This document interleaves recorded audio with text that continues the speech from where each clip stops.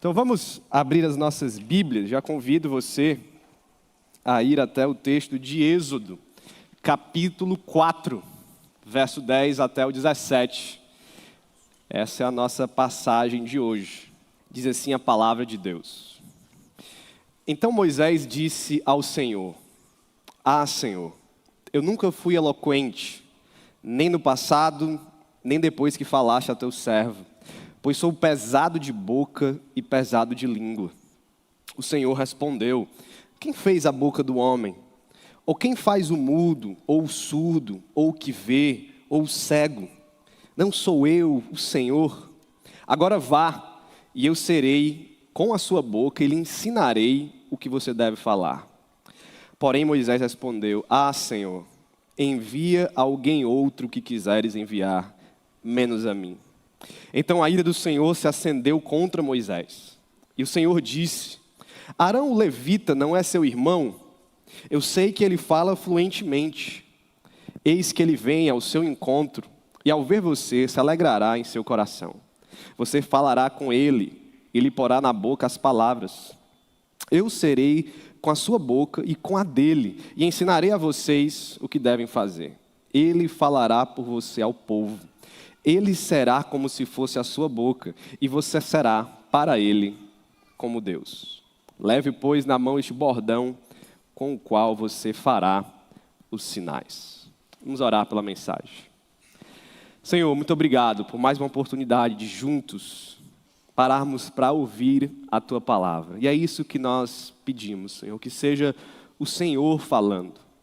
Que o Senhor seja com a minha boca e me ensine aquilo que eu devo falar. E que o Senhor seja com os nossos ouvidos e nos ensine a ouvir, Senhor. Que seja o Teu Espírito ministrando a nós. Que seja a voz divina falando aos nossos corações e mentes. E que a Tua palavra aqui possa fazer a obra que pregador nenhum pode. A obra de nos transformar, Senhor, de nos edificar, consolar, alegrar, restaurar. Faz isso no mover do Teu Espírito Santo sobre nós, Senhor. Agora, essa é a nossa oração. No nome de Jesus. Amém.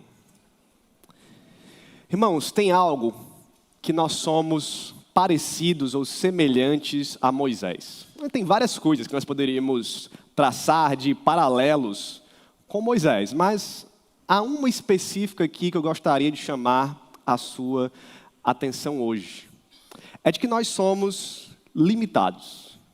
Todos nós aqui temos algum tipo de limitação, seja ela qual for. Ser humano já é, por natureza, ser limitado. Você não pode voar, por exemplo. Seria bom, né? Não precisaria nem de carro, eu acho. Você devia ir para a igreja voando. A gente não pode respirar debaixo d'água por muito tempo. Talvez você não tenha a altura que você gostaria de ter para pegar alguma coisa lá em cima do armário, né, na sua casa. Nós somos limitados, irmãos. Nós temos vários tipos de limitação. Desde essas limitações mais gerais, até limitações mais profundas, como a própria limitação da vida. A vida é curta, irmãos. Os anos que nós temos para viver são curtíssimos em relação à natureza, por exemplo. Nós vivemos pouco tempo. Todos nós somos limitados. Essas limitações gerais podem ser reduzidas a limitações mais pessoais. Tem limitações que eu tenho e você não tem, que você tem e eu não tenho. Limitações que nós temos em comum, mas, de novo, há o mesmo fato, todos nós somos limitados em algum nível. Mas alguns, irmãos, alguns têm limitações mais específicas. Alguns têm limitações que trazem mais obstáculos na vida. Alguns têm limitações que causam mais prejuízos a eles, dificuldades. Alguns têm limitações mais profundas. Nós chamamos essas limitações, por exemplo, de deficiências. Inclusive, Deus falou isso no texto, sobre o cego, sobre o mudo, sobre o surdo e outras deficiências que existem. Algumas delas nos acompanham desde o nascimento, outras foram adquiridas ao longo da vida. Vieram sobre nós de maneira repentina. Nós não temos controle sobre essas coisas. Algumas são chamadas de deficiência, algumas são chamadas de déficit de aprendizagem, outras são chamadas de transtornos. Algumas dessas limitações são motoras, são mais físicas, outras são neurológicas. Algumas pessoas entre nós que têm limitações diferentes das limitações da maioria. Alguns tiveram um desenvolvimento cerebral não típico, mas atípico, aquilo que nós chamamos de neurodivergências. Algumas famílias, por conta dessas limitações e desses desenvolvimentos atípicos, não são iguais às maiorias das famílias, não têm o mesmo padrão comum das famílias. São as famílias que nós chamamos atípicas. Essas limitações, elas precisam de um olhar especial. Elas não são como essas limitações gerais. Eu sei que você sabe do que eu estou falando. Você conhece alguém, você é esse alguém com limitações mais específicas. E a pergunta que eu faço nesse início aqui é: o que a Bíblia tem a dizer sobre essas limitações? Pegando limitações mais gerais e caminhando para limitações aqui mais específicas e profundas, que geram mais obstáculos, que requerem mais ajuda, mais suporte. O que a Bíblia tem a dizer? O que a igreja tem a dizer? O que a igreja tem a fazer quando o tema é esse? E a Bíblia, irmãos, tem a dizer muito sobre isso. De Gênesis a Apocalipse, nós temos várias passagens que tratam de pessoas com limitações mais específicas. Limitações de locomoção, deficiências, vários outros tipos de enfermidades ou de limitações específicas. Nós temos o ministério de Jesus que lidou diretamente com isso em várias ocasiões. Nós temos exemplos de homens de Deus que tiveram as suas limitações. A Bíblia está cheia desses textos. E eu gostaria aqui de passar horas falando sobre isso, mas eu precisei escolher um. E eu escolhi um que eu creio ser um dos principais, um dos mais basilares para falar sobre esse tema. O texto em que Deus se encontra na sarça ardente com Moisés. Ou eu poderia dizer, o Deus que se encontra com o homem que é pesado de boca e pesado de língua.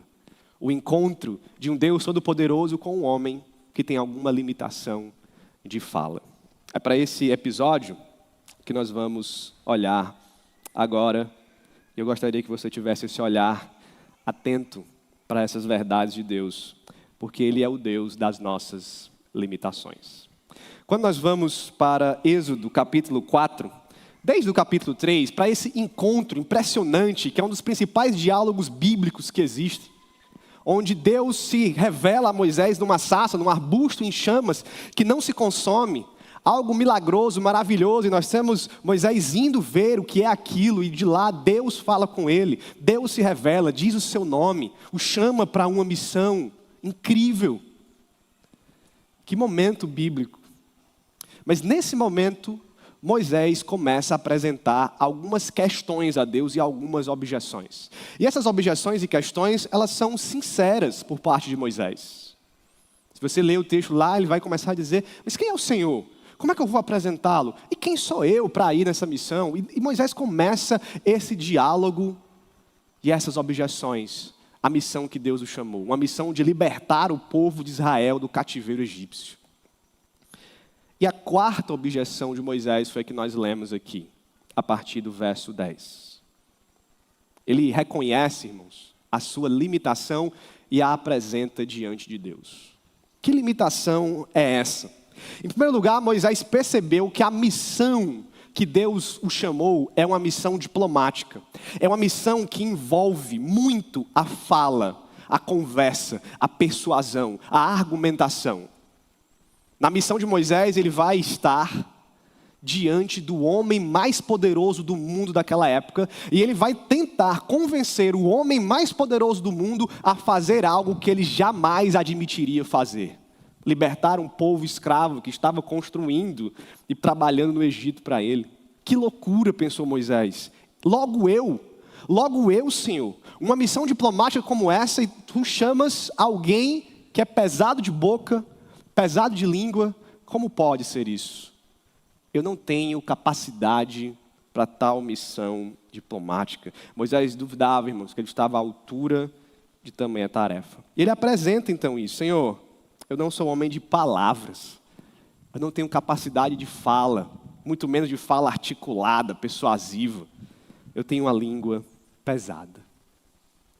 O que significa isso, irmãos? Língua pesada. Há algumas interpretações, estudos históricos, traduções, que apresentam basicamente 3 visões aqui, eu vou defender uma delas. A primeira é que essa limitação de Moisés seria uma limitação mais psicológica. Moisés é tímido demais, seria mais ou menos isso. Ele é muito introvertido, ele não fala em público, ele não tem essa capacidade pela timidez de se portar bem como um porta-voz de algo importante, de falar, de se expressar.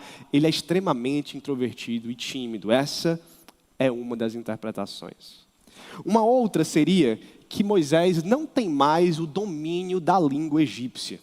Ele passou tanto tempo fora do Egito, convivendo com outra língua, que ele não é mais fluente no egípcio. Ele esqueceu da sua língua, não todo, né, mas ele esqueceu parte da sua língua materna, principalmente ali para falar, argumentar e ter uma missão tão importante como essa. Se você quer argumentar com Donald Trump, por exemplo, você precisa falar inglês. Se você quer falar com o faraó, você precisa ser fluente em egípcio. E dizem que Moisés talvez não fosse mais.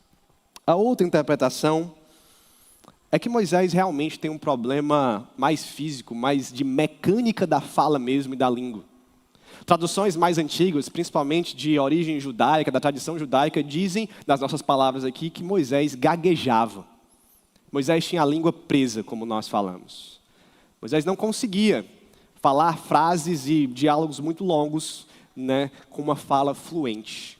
Ele tinha esse tipo de limitação na fala, algo mais físico, mais mecânico, mais motor de Moisés. E essa é a interpretação que eu creio ser a mais comum, a mais provável e a correta. É a interpretação mais antiga, mais, digamos, tradicional. Então nós podemos pensar que Moisés tinha sim uma limitação de fala. Ele não falava como as outras pessoas falavam fluentemente. Moisés tinha isso e ele apresenta isso diante de Deus. Nós não temos, irmãos, nenhuma base aqui para diagnosticar Moisés. Ah, pastor, Moisés tem dislexia. Ah, pastor, Moisés é autista, ele não tem a comunicação, ele talvez seja meio verbal, não sei, não verbal. Nós não temos essas características, esse não é o ponto do texto. Mas nós temos algumas coisas para dizer sobre Moisés. Primeiro, ele tem uma limitação específica.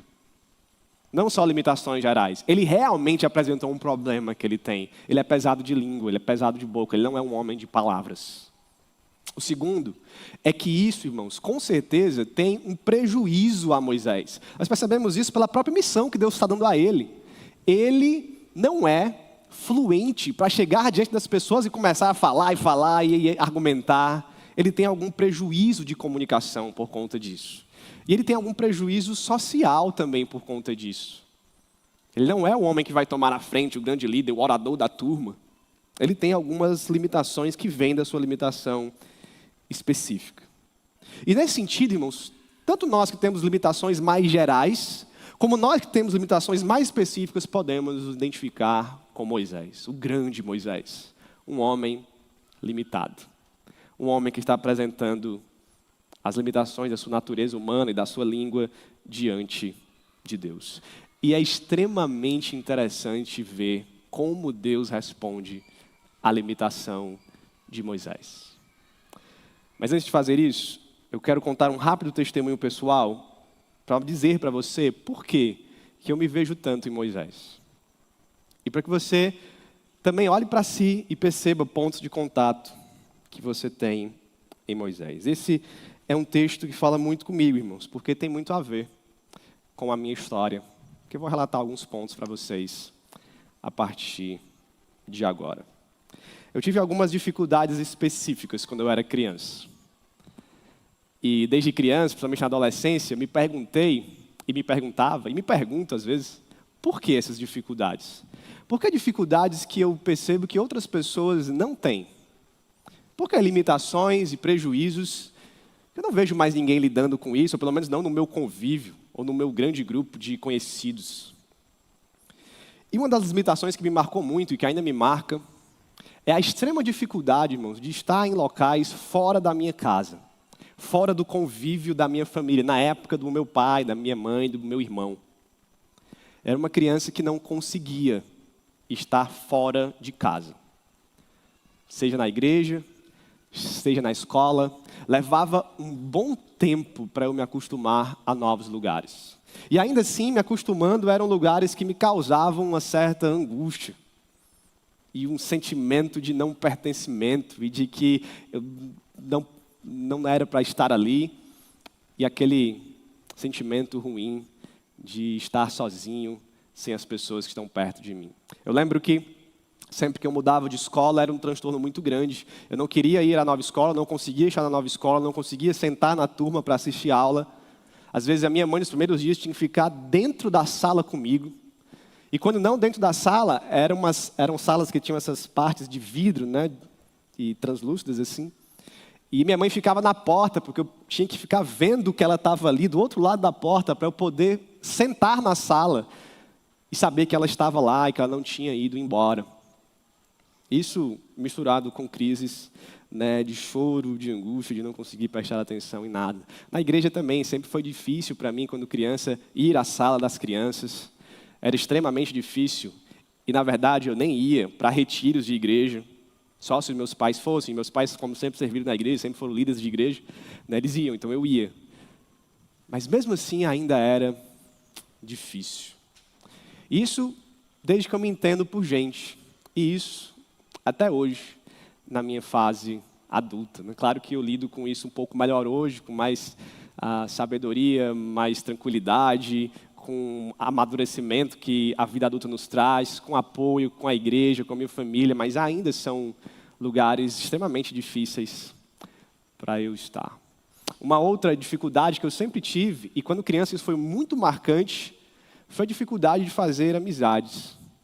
Eu agradeço a Deus porque eu tenho convicção de que todos os amigos que eu tenho, né, eles fizeram amizade comigo e não eu com eles. Né? Eu era difícil de fala, um pouquinho ainda, né? E era difícil de tentar um contato social. Aprendi muito, né, nos dias de juventude e vida adulta, mas quando criança isso me abalava profundamente. Alguém que não falava com ninguém, alguém que tinha extrema dificuldade em começar uma conversa, uma amizade ou uma relação.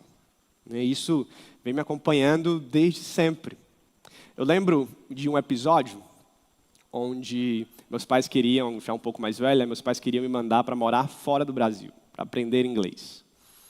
Eu lembro que eu fiquei empolgado, olha que bela oportunidade, era um acampamento cristão, um trabalho cristão que eu ia fazer. E aí a gente iniciou lá os testes, o processo. Só que depois eu desisti. Por que eu desisti, irmãos? Porque eu não aguentava passar nenhum dia fora de casa, quanto mais 6 meses, 8 meses, 1 ano fora da minha casa. Só de pensar nisso, eu já chorava e ficava angustiado, ansioso. Isso não era para mim. Envia outro, Senhor, mas não eu. Meu irmão acabou indo, foi muito bom para ele, e glória a Deus por isso. Voltou, fala inglês, trabalha hoje com isso.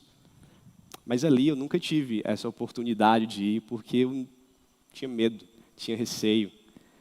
E seria um sofrimento muito grande. Há alguns anos atrás, e esse é um episódio que mudou um pouco a minha percepção sobre o mesmo. Não sei se os irmãos lembram, mas eu ganhei uma viagem para ir para os Estados Unidos. Me inscrevi num concurso para ir a uma conferência, que eles escolheriam um brasileiro para levar com tudo pago, até Grand Rapids, nos Estados Unidos, no Michigan.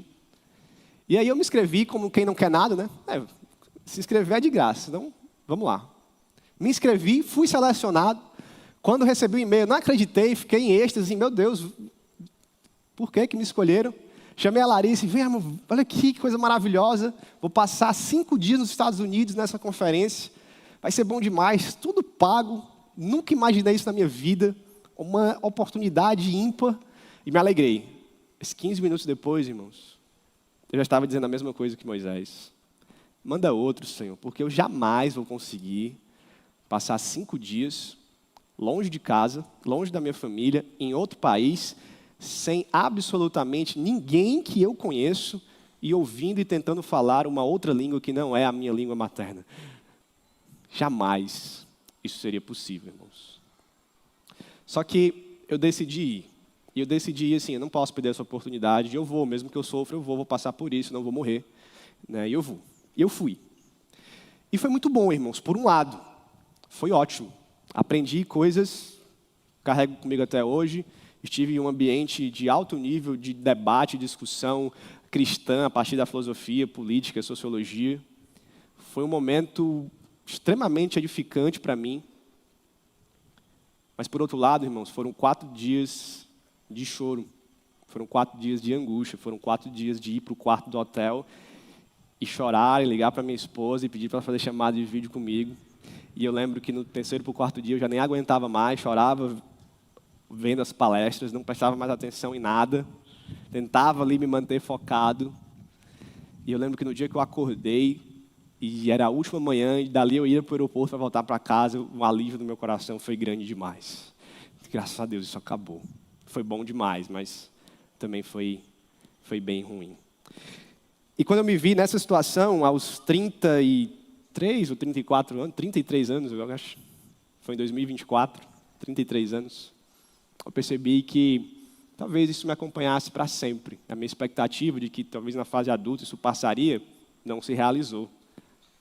E talvez eu fosse diferente mesmo, tivesse uma limitação que as outras pessoas não têm, que a maioria das pessoas não tem. E minha esposa, nessa época, ela já estava insistindo para que eu fizesse testes psicológicos, neurológicos. Minha mãe também, insistindo muito. Nessa época eu já estava estudando sobre autismo para escrever o projeto aqui da igreja que nós estamos colocando em ação, né? E estudando isso, eu comecei a perceber que as coisas que eu lia se pareciam muito comigo. Eu lembro de ter lido um livro de um pastor autista.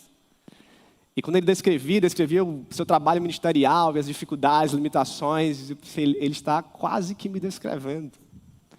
E eu então fui fazer esses testes em 2024. E o resultado foi positivo, irmãos. Descobri diagnosticado, né? E eu creio no diagnóstico, porque foi um processo muito bem feito, levado muito a sério. Mas creio principalmente porque eu sei o que eu já passei. E eu sei o que eu passo. E eu não estou falando isso, coitado do pastor, vamos, né, cuidar dele, oh meu Deus. Não, mas são lutas, limitações, que eu sempre me perguntei, por que isso? E agora eu sei pelo menos um caminho de resposta. E agora eu sei pelo menos aquilo que Deus está fazendo na minha vida. Eu sei talvez como melhorar, como tratar, como pedir ajuda de maneira mais específica agora. Não é mais uma grande incógnita na minha cabeça e um vazio do porquê, mas agora existe pelo menos um caminho. E foi bom para mim. Essa é a primeira vez que eu falo sobre isso em público, né? E eu falo porque amo a igreja e sei que a igreja me ama. Aliás, irmãos, a igreja tem um papel fundamental na minha vida, mas eu conto mais tarde, quando eu chegar nessa parte. Eu sou alguém pesado de boca, eu vou falar isso também. Pastor, como? O senhor prega, o senhor grava vídeos? É outra história, mas há dificuldades, há limitações que estão comigo e eu me vejo muito nesse texto de Moisés. Talvez você se veja nesse texto de Moisés. Talvez cada um de nós aqui tenhamos algo em comum, limitações aí ocultas, que você tem vergonha, que você nunca tratou, que você nunca pediu ajuda. Essa é uma mensagem para todos nós, irmãos. Vamos olhar para as respostas e ver aquilo que Deus tem para falar comigo, contigo, com todos nós sobre isso. A primeira resposta de Deus, quando Moisés levanta a objeção de que, não, Senhor, a minha língua não funciona direito, a minha boca não funciona direito. A primeira resposta é a principal resposta de Deus. Deus olha para Moisés e diz, quem fez, Moisés, a tua boca? Quem fez a boca do homem, Moisés? Quem fez o surdo? Quem fez o mudo? Quem fez o cego? Não fui eu, o Senhor. É como se Deus estivesse dizendo para Moisés, eu sei, Moisés, da tua objeção. Eu sei da tua limitação. Eu conheço os teus limites, eu conheço a tua língua. Eu te fiz assim, Moisés. Eu te fiz assim. Deus tem uma mão nisso, irmãos. Deus tem uma mão nas nossas limitações. Ele é o Deus das nossas limitações justamente porque Ele nos criou limitados e alguns com limitações específicas. Deus não está alheio a isso, Deus não está pego de surpresa por isso. Nossas limitações vêm do Senhor, o texto está dizendo isso, irmãos. E eu sei que quando nós lemos isso, começam a brotar os porquês nas nossas mentes. Por que então, Senhor? Por que Deus me criou assim? Por que Deus me deu essa limitação? Por que Deus deu essa limitação ao meu filho, ao meu marido, à minha esposa, ao meu sobrinho, ao meu pai, aos meus amigos? Por que essa limitação, Senhor? Por que Deus criou Moisés pesado de língua? Por que Deus fez isso com aquele homem que ele escolheria para uma missão de fala? Por quê, irmãos? Eu não tenho todas as respostas. Aliás, eu não tenho a maioria das respostas para todos os porquês que podem surgir na minha cabeça e na sua cabeça. Mas Jesus nos deu uma resposta interessante e suficiente para esse porquê. Ela está em João, capítulo 9, quando ele e seus discípulos se encontram com o cego de nascença. O texto diz que enquanto Jesus caminhava, ele viu esse homem cego de nascença e os seus discípulos perguntaram: Mestre, quem pecou para que esse homem nascesse cego? Ele ou os pais dele? Em outras palavras, por que ele é cego? Por que ele? Por quê? E Jesus responde: nem ele pecou, nem os pais dele, mas isso aconteceu para que nele se manifestem as obras de Deus. Por que a síndrome de Down, irmãos? Por que o autismo? Por que a dislexia? Por que o toque? Por que alguma má formação? Por que a surdez? Por que a cegueira? Por que os transtornos? Eu não sei de vários porquês, mas eu sei de um porquê. Esse é o porquê de Jesus. É a resposta dele para que nessas fraquezas as obras de Deus se manifestem para a sua glória. Deus nos criou assim, irmãos. Deus nos criou limitados. E nas nossas limitações surgirão oportunidades para a manifestação do poder de Deus, da graça de Deus, da misericórdia de Deus. É isso que eu tenho para dizer para você, é isso que Deus tem para dizer para você hoje à noite. É que limitados como somos, Deus agirá nas nossas vidas. Ele agiu na vida daquele cego. Deus agirá de maneiras diversas, irmãos. Mas Deus agirá. As nossas limitações, se são criadas por Deus, significa que elas têm um propósito. Deus fez isso com algum motivo por trás. Nós temos propósito de vida. Não somos frutos do acaso, do amontoamento de células, apenas da seleção natural. Nós temos um Deus inteligente que de maneira sábia nos criou e nos criou alguns de nós com limitações específicas. Nós temos propósito, Moisés tinha um propósito, as nossas limitações têm propósito, mesmo que nós não entendamos o todo, a figura completa. Mas nós temos essa promessa, esse propósito de Deus. Nas nossas limitações, as obras de Deus se manifestarão, irmãos. Elas têm se manifestado na minha vida. Incontáveis obras de Deus têm se manifestado nas minhas dificuldades. Eu creio que nas suas também. E a partir do momento que você caminha com esse Deus, as obras dele vão se manifestar poderosamente também nas suas vidas e nas suas limitações. A segunda resposta que Deus dá a Moisés é: agora vá. Vá, Moisés, eu serei com a sua boca, eu lhe ensinarei o que você deve falar. É a resposta da capacitação de Deus. Deus é o Deus das nossas limitações, porque nos criou assim, nos criou limitados. Essas limitações vêm dele, mas Deus é o Deus também que nos capacita a viver a vida para a qual ele nos chamou a viver. Uma dessas obras que se manifesta nas nossas vidas é a obra da capacitação divina.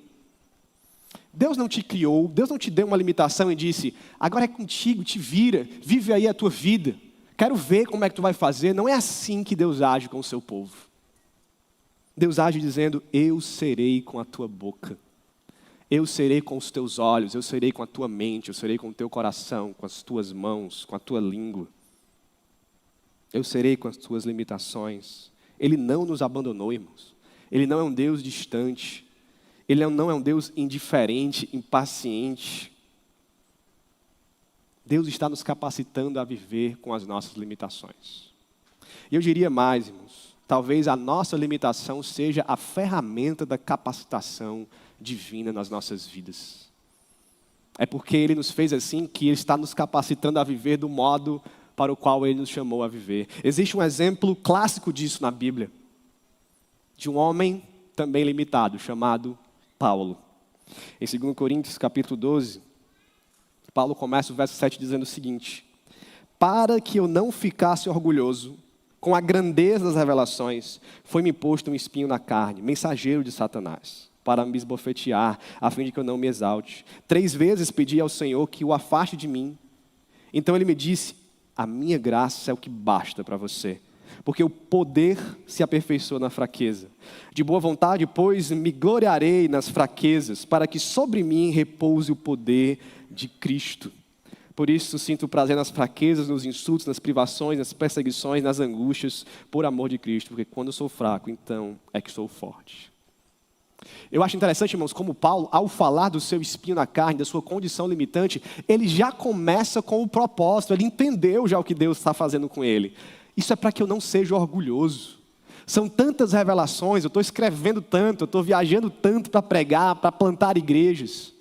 Paulo tem a consciência de que ele está fazendo algo importante para o reino e que Deus deu a ele uma limitação que dói na sua carne, que o traz prejuízos físicos, para que ele não se orgulhasse.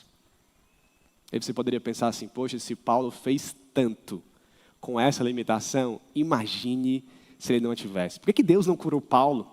E aí ele teria feito mais viagens missionárias, ido a lugares que ele não foi, escrito mais livros da Bíblia para a gente, talvez.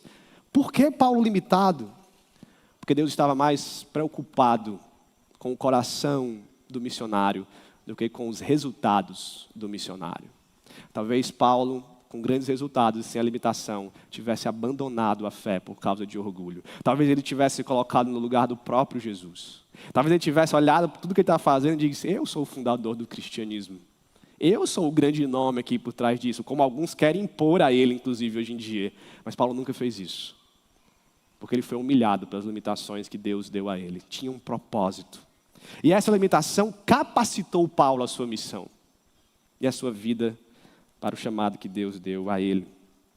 Deus nos capacita, irmãos, e Deus usa as nossas limitações para nos capacitar. A terceira resposta de Deus é que eu gostaria que você olhasse comigo com atenção prática agora, principalmente para essa. Depois de ouvir tudo isso, o coração de Moisés ainda está incrédulo, ainda está duro. E ele diz: Senhor, mesmo assim, envia outro, envia quem o Senhor quiser, mas outro, menos a mim, Senhor. Eu sou o último da lista que o Senhor deve ter. Então a ira do Senhor se acendeu contra Moisés, diz o texto. Deus viu que Moisés estava incrédulo, amedrontado, acovardado, duro de coração ainda, mesmo diante das verdades de Deus, da promessa de Deus, da capacitação de Deus. E a ira de Deus se acende contra ele. E, irmãos, do meio da ira brota paciência, misericórdia. Brota auxílio de Deus. Deus não continua, né? Deus poderia, na verdade, parar por aqui. A ira de Deus poderia dizer: chega, Moisés, não dá mais. Mas Deus não faz isso. O que Deus diz é: Arão vai ter um encontro contigo. E Arão vai ser o teu suporte, o teu auxílio. Diante de tudo que Deus está dizendo, diante da ainda objeção de Moisés, Deus derrama sobre ele misericórdia. Deus continua ouvindo. Deus continua tendo o olhar especial para esse homem limitado. E ele diz a ele: olha, eu sei que Arão fala fluentemente. Eis que ele vem ao teu encontro e ao ver você se alegrará em seu coração. Você falará com ele, ele porá na boca as palavras, e eu serei com a sua boca e com a dele, e ensinarei a vocês o que devem fazer. Ele falará por você ao povo, ele será como se fosse a sua boca, e você será para ele como Deus. É como se Deus estivesse dizendo a Moisés o seguinte: meu filho, querido filho, eu te criei assim. Eu te criei limitado, as tuas limitações estão nas minhas mãos. Eu conheço você, eu conheço mais a sua língua, a sua dificuldade, mais do que você. Eu olho para você, eu sei o que você passa. E eu estou capacitando você a passar por isso. Eu estou com você, eu sou com a sua boca, eu sou com o seu corpo, eu sou com você. Eu lhe chamei para fazer isso porque eu vou lhe capacitar a fazer isso. Confie, Moisés. Confie em Deus, confie no meu poder, no meu auxílio, na minha capacitação. Confia, Moisés. E para você confiar, deixa eu tornar o meu auxílio visível a você, palpável, de carne e osso, humano, para você ver com os teus próprios olhos, para você sentir com o teu tato aquilo que eu estou fazendo contigo. Deus então fornece um parceiro de suporte, eu vou chamar assim, a Moisés. Um Arão na vida dele. Alguém que Moisés vai olhar agora como ser humano e ter o contato com outro ser humano. Alguém que é bom naquilo que Moisés não é. Que é fluente quando Moisés não é. Que pode ter outras limitações, mas não a de Moisés. E que é capaz de ajudá-lo. É capaz de ser a boca de Moisés diante de uma missão tão grande. Deus poderia ter parado no eu te criei assim. Deus poderia ter parado no eu serei com a tua boca. Mas agora Ele promove suporte, auxílio, parceria visível, humana. Esse é um chamado para todos nós, irmãos. Essa é uma resposta de Deus que nós devemos copiar e ter o mesmo olhar divino diante de limitações humanas. Nós podemos ser aqui os Arões na vida uns dos outros.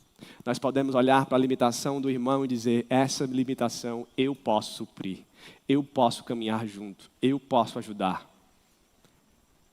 Eu posso ser o início da amizade que ele não consegue fazer. Eu posso carregá-lo quando ele não conseguir. Eu posso usar os meus olhos para descrever as cenas para ele. Eu posso aprender Libras para me comunicar com ele. Eu posso ter o abraço no momento das crises de ansiedade. Eu posso oferecer a minha vida e o meu tempo na depressão. Nós podemos, com as nossas vidas, sermos os Arões de outros irmãos. Então, Deus é o Deus das nossas limitações, porque Ele nos criou limitados e nos deu propósito para isso, porque Ele nos capacita a viver as nossas limitações e as usa para nos capacitar, e porque Deus fornece parceiros de suporte para nós. No meio do seu povo, nós temos Moisés e nós temos Arão. Nós temos limitados que ajudam uns aos outros. Diante disso, irmãos, eu quero tirar algumas lições da sarça ardente. Do limitado Moisés e do ilimitado Deus que falou com ele. Eu quero dizer a você que essa mensagem não é uma mensagem do tipo, todos nós seremos como Moisés. Mas é uma mensagem do tipo, todos nós temos o mesmo Deus de Moisés.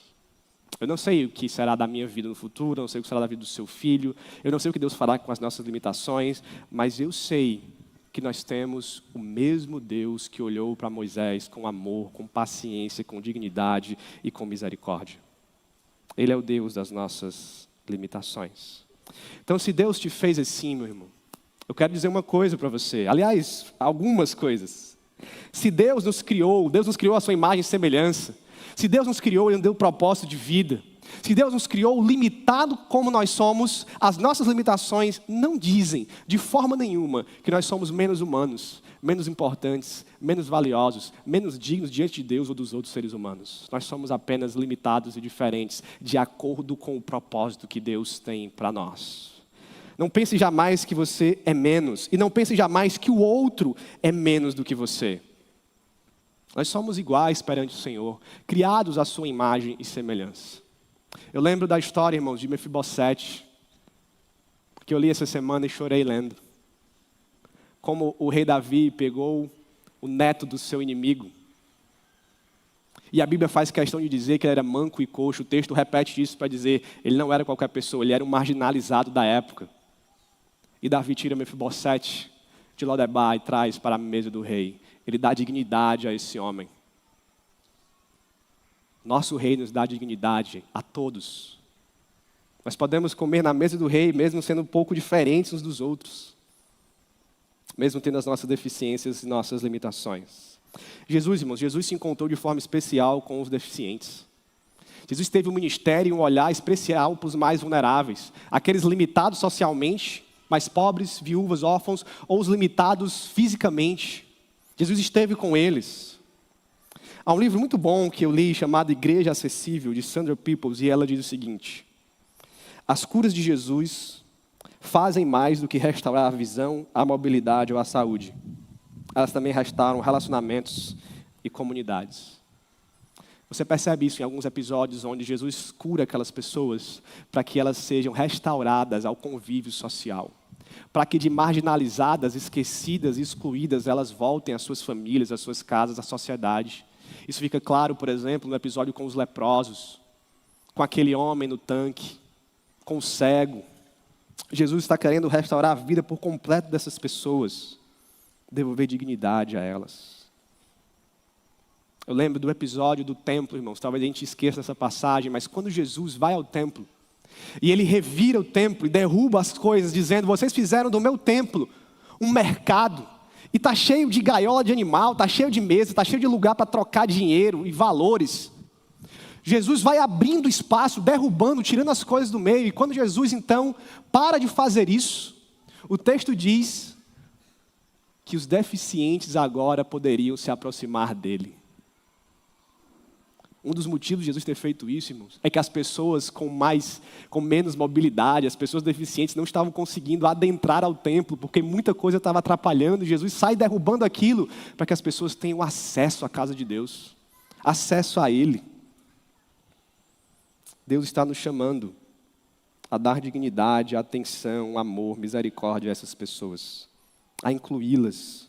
E é isso que nós estamos tentando fazer como igreja. Quero contar mais uma história minha, mas dessa vez eu estou do lado errado da história. Eu me programei para pregar um pouco menos, irmãos, vai passar um pouco do tempo. Fiquem comigo. Mas a história é a seguinte, aconteceu há pouco tempo. E eu estava num campeonato de futebol com o meu filho, Davi, e o Davi tinha um timezinho lá dele, estava tendo um campeonato, e aí o Davi, né, e o time foi ganhando as partidas até chegar na final. O time dele foi para a final. E eu já tinha percebido que tinha um menino no time do Davi, não sabia jogar futebol assim direito. Aliás, tinham vários, né? Mas esse realmente não sabia. E parecia, inclusive, desinteressado. Às vezes, parecia não estar nem aí para o jogo, estava lá dentro só por estar. E aí, na final, em todos os jogos, na verdade, né, havia um revezamento das crianças. Todas elas iam para o gol uma hora. Todas elas iam ser goleiros durante um tempo. E quando esse determinado menino ia para o gol, o time levava um monte de gol. Ele não tinha muito jeito de pegar a bola, nem prestava atenção. Às vezes a bola estava vindo e estava indo para o outro lado. E aí, irmãos, veio aquele pensamento intrusivo, pecaminoso. Davi perdeu aquele jogo e eu pensei assim, se não fosse aquele menino, o time do Davi teria sido campeão do campeonato. Se não fosse por ele ali, a gente teria ganho. E aí, irmãos, quando o time do Davi se prepara para subir ao pódio, para receber a medalha de prata, esse menino sobe com um abafador nos ouvidos. E naquele momento eu me envergonhei, irmãos, eu chorei naquele momento. Porque eu deixei um pensamento desse passar pela minha mente. E logo eu vi, ele é como eu. E mesmo que não fosse, não importava o resultado, não importava o placar, não importava a cor da medalha, importava ele ali presente. E talvez ele tivesse com extrema dificuldade de estar ali pelos gritos dos pais, pelo barulho, pelas luzes. Inclusive o abafador simboliza isso, né? Se ele precisa daquilo é porque ele tem dificuldade de estar ali. Eu devia estar me alegrando com aquilo, com a inclusão dele, com a alegria dele, com o fato de ele estar participando de um jogo de futebol junto com o meu filho. Depois eu fiz isso. Depois eu me alegrei, mas esse pensamento passou, e esse pensamento às vezes passa. Seria mais fácil se essas pessoas não estivessem entre nós. Mas, irmãos, nós somos chamados a ter o mesmo olhar divino. E nós somos chamados a andar a segunda milha com várias pessoas. A nos esforçarmos um pouco mais com algumas pessoas. Porque elas precisam de um esforço maior nosso. Pessoas precisam de Arões e nós somos esse suporte. Se Deus nos capacita, irmãos, se Deus nos capacita, nós não podemos nos esconder ou usar das nossas limitações para não viver a vida para a qual Deus nos chamou. E eu digo isso com muito cuidado, irmãos, porque eu sei que algumas limitações são muito maiores do que a minha. Eu sei que algumas limitações são profundas, são duras, são tão duras e difíceis que você nem consegue às vezes ver qual é o propósito nisso. Por que Deus me chamou o meu filho? Mas Ele nos chamou para algo. E se Ele está nos capacitando, irmãos, nós devemos viver esse algo que Deus nos chamou. Deus nos chamou para ser santos, por exemplo. Jamais use das suas limitações para justificar os seus pecados. Deus nos chamou para falar do Evangelho para outras pessoas, para viver como exemplos do Evangelho. Deus nos chamou para sermos um bom pai, uma boa mãe, um bom filho. Talvez Ele tenha chamado para coisas simples, e você simplesmente vai viver isso, sendo capacitado ali de uma maneira simples, comum, para viver a vida comum. Deus te chamou para ser filho dele, para ser igreja, para congregar, para estar aqui entre nós. Viva isso. Viva com ousadia, com coragem diante das limitações, porque Ele está te capacitando. E em terceiro lugar, além disso de estar te capacitando, Ele nos chamou e Ele te deu parceiros de suporte. Se isso é verdade e não tenha vergonha de pedir ajuda. Não tenha vergonha de dizer, pastor, eu tenho essa limitação aqui. Pastor, eu sou assim. Pastor, eu não consigo. Pastor, eu tenho essas dificuldades. Eu conversei outro dia com alguém da nossa igreja que disse, não consigo muito estar nos cultos, pastor. São muitos estímulos. Então, nós vamos fazer alguma coisa para que você esteja. Não sei ainda o que é, mas nós vamos pensar em algo juntos. Nós não precisamos ter vergonha disso, irmãos. A comunidade, o povo de Deus é justamente para isso, sermos os parceiros, sermos os arões uns dos outros. Não tenha vergonha. Não tenha medo. Você é filho de Deus. Você é criado por Ele. Ele te deu as limitações. Ele te deu uma igreja, um povo. Ele nos deu uns aos outros para isso. E se isso é verdade, irmãos, estejamos completamente abertos a acolher essas pessoas, a ajudar essas pessoas, a aprender mais, nos conscientizar mais, caminhar junto, sermos realmente o arão de alguém. Naquela viagem que eu fiz, irmãos, sem eu saber, numa obra que eu digo que é divina, sem imaginar, havia um grande amigo meu lá. Como? Eu pensava que não tinha ninguém que eu conhecia, ninguém nem que eu já tinha ouvido falar. Tinha um grande amigo meu lá, em Grand Rapids, no interior dos Estados Unidos. E esse meu grande amigo, quando eu soube que ele ia estar lá, foi um alívio muito grande. Ele ainda me apresentou a duas pessoas, dois homens de Deus, que ficaram naquela conferência os dias comigo, nós fizemos uma amizade, e aquilo me ajudou muito, irmãos. Talvez sem aquilo, não teria nem teria acontecido comigo. Deus providenciou 3 arões para mim naquela viagem, sem eu esperar, sem eu imaginar. E Deus está aqui oferecendo 500 arões, 600 arões, 700 arões, 800 arões para nós, apenas na Filadélfia.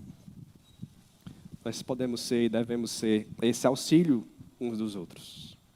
E eu encerro essa mensagem, irmãos, olhando para Jesus. Para um episódio específico em que amigos de um paralítico, os arões de um paralítico, subiram ele ao teto, porque a multidão cercava a casa onde Jesus estava. Baixaram ele à frente de Jesus. E ali, diante de um homem limitado, deficiente, que não andava, que há muito tempo estava numa maca, Jesus olha para aquele homem e diz, filho, e o homem ouve aquilo que ele não esperava ouvir. Os teus pecados estão perdoados. Os teus pecados estão perdoados. Há uma necessidade de cura muito maior que a cura das nossas limitações, irmãos. Jesus sabia disso. Ele viveu e morreu para isso. E diante daquilo, os fariseus pensaram quem ele é para perdoar pecados. Só Deus pode fazer isso, é uma blasfêmia.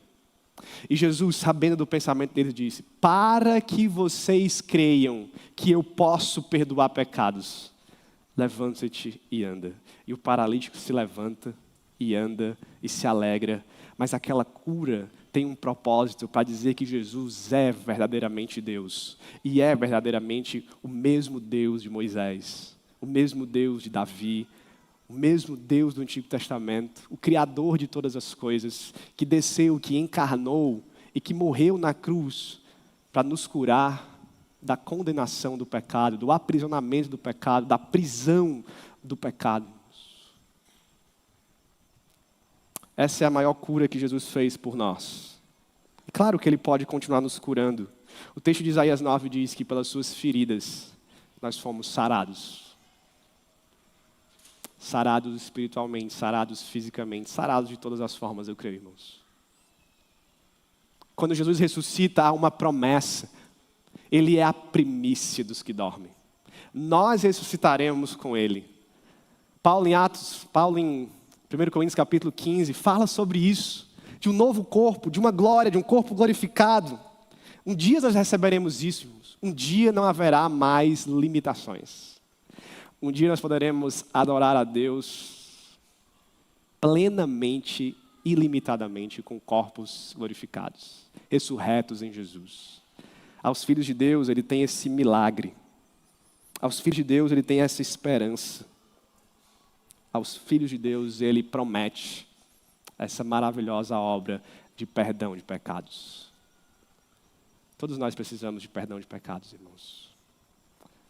Assim como Deus tirou o povo do Egito, Ele quer nos tirar da condenação e do lamaçal do pecado. Amém? Traga sua vida a Jesus, você nunca fez isso. Experimente essa cura. Experimente andar com Ele, ser capacitado, ter o Deus das limitações ao seu lado. Isso é maravilhoso. Sua vida vai ser transformada e a glória de Deus se manifestará em você e entre nós. Vamos orar. Senhor, muito obrigado por essa palavra. Muito obrigado, Senhor, por tudo aquilo que o Senhor tem feito por nós. Obrigado, Senhor, por o Senhor ser o Deus que nos conhece, que nos criou, que nos fez assim como nós somos. Obrigado porque o Senhor é o Deus que nos capacita, Senhor, o Deus que olha por nós, que tem misericórdia, que tem paciência. É o Deus que, mesmo na ira contra o pecado dos seus filhos, porque o Senhor sim se ira contra o pecado, mas mesmo lá, o Senhor ainda tem um olhar especial com o teu povo. Obrigado, Senhor, por levantar os parceiros, os Arões, a igreja, os amigos. Como isso fez diferença na minha vida, e eu sei que faz diferença na vida de todos aqui. Obrigado, Senhor, porque o Senhor tem nos sustentado e o Senhor nos libertou do principal cativeiro que nós estávamos presos, o do pecado, da condenação, da culpa, Senhor. Obrigado, Jesus, por esse olhar para conosco. Obrigado pelo teu sacrifício, pela esperança que a tua ressurreição nos traz. E que o Senhor possa nos impulsionar, capacitar a viver esse chamado, esse mesmo olhar que o Senhor teve com Moisés. Nos permite ter isso com cada irmão aqui, das nossas famílias e da nossa igreja. Nós oramos assim, no nome de Jesus. Amém.